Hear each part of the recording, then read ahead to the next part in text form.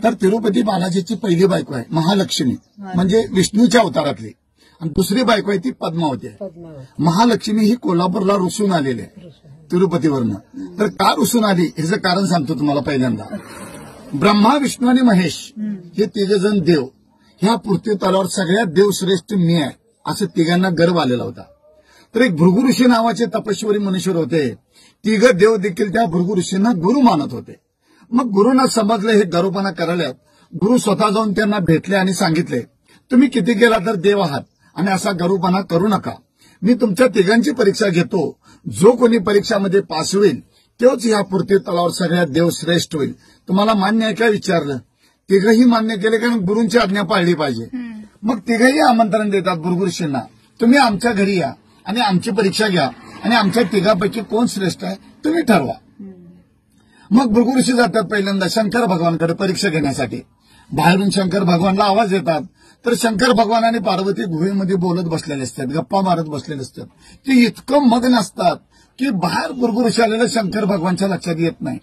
भृगु ऋषींना राग येतो. आम्हाला परीक्षा घ्यायला घरी बोलवतात, हिने अतिथीचे स्वागत करण्याची, गुरुची सेवा करण्याऐवजी हे काय करत बसल्यात म्हणून रागाच्या भरात त्या भृगु ऋषींना शंकर भगवानला शाप देतात. या पृथ्वी तलावर तुझी मूर्तीची पूजा होणार नाही, लिंगाची पूजा होणार. म्हणून आपण या पृथ्वी तलावर महादेवाच्या पिंडीची म्हणजे लिंगाची पूजा करतो भृगु ऋषींना शाप दिल्यामुळे. दुसऱ्या ठिकाणी जातात भृगु ऋषी ब्रह्मदेवाकडे. ब्रह्मदेवाची बायको सरस्वती वीणा वाजवत असते आणि ब्रह्मदेव ऐकत बसलेला असतो. बाहेरून भृगु ऋषी त्या ब्रह्मदेवाला आवाज देतात. तर ही दोघं नवरा बायको संगीतमध्ये इतकं मग्न असतात की बाहेर भृगु ऋषी आलेलं ब्रह्मदेवाच्या पण लक्षात येत नाही.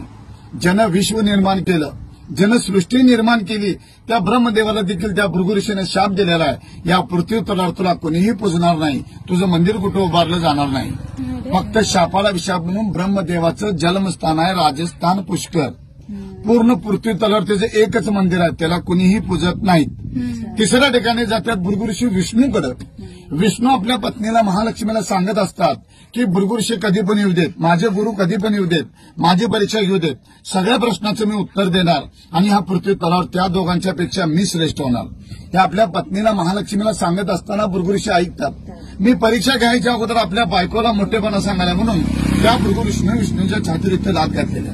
कधी बालाजीला योग आला तुम्हाला जाण्याचा पुढे भविष्यात तर तुम्हाला तिथं सगळं बघायला मिळेल. भृगु विष्णूच्या छातीवर पाय ठेवलेला आहे.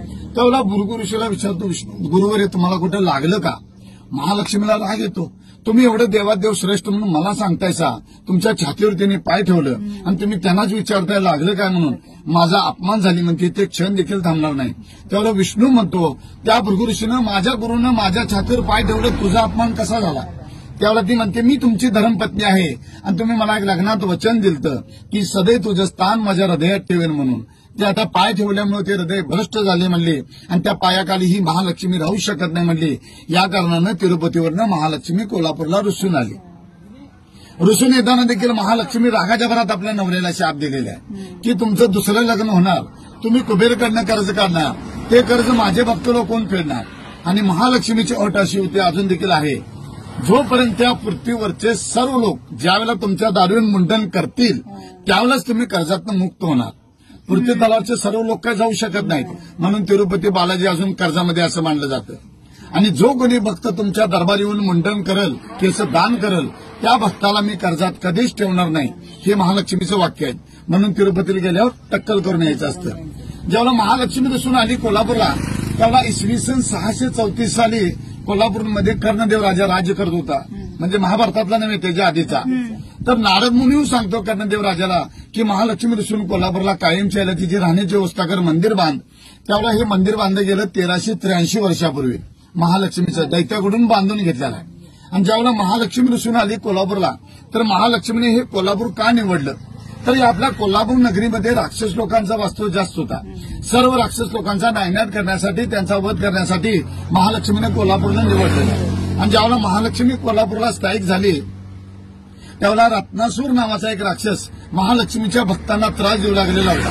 तर महालक्ष्मीने ठरवलं या रत्नासुराचा आपण पहिला वध करायचा आणि मग बाकीच्या राक्षसांचा वध करायचा. पण त्या रत्नासूर नावाच्या राक्षसानं शंकर भगवानकडनं तपस्या करून त्यांना प्रसन्न करून त्यांच्याकडनं एक वर मागून घेतलं होतं. तर त्या भोळेपणाचा फायदा घेऊन त्या राक्षसानं असं वर मागितलं शंकर भगवानकडे की जो कोणी मला देवी देवता मारायला येईल, माझं रक्ताचं एक थेंब रस्त्यावर सांडेल, त्या रक्तबीजापासून एक राक्षस प्रगट होईल.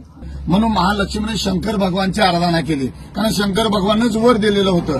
शंकर भगवानने सांगितलं महालक्ष्मीला तू एक ज्योत लाव, दिवा लाव. महालक्ष्मीने स्वतः एक ज्योत लावला. स्वतः शंकर भगवान त्या ज्योतमध्ये विलीन झाले आणि ज्योत तो आपोआप मोठा झाला आणि त्या रत्नासुराच्या अंगावर जाऊन पडला आणि त्या रत्नासुराचा भस्म झाला. म्हणजे रक्त काय सांडायचे संबंध नाही. आणि जे महालक्ष्मीने ज्योत लावला त्या ज्योतपासून प्रगट झाला तो ज्योती. आणि आपल्या कर्नाटक महाराष्ट्र लोकांनी बा लावला म्हणून ज्योतिबा.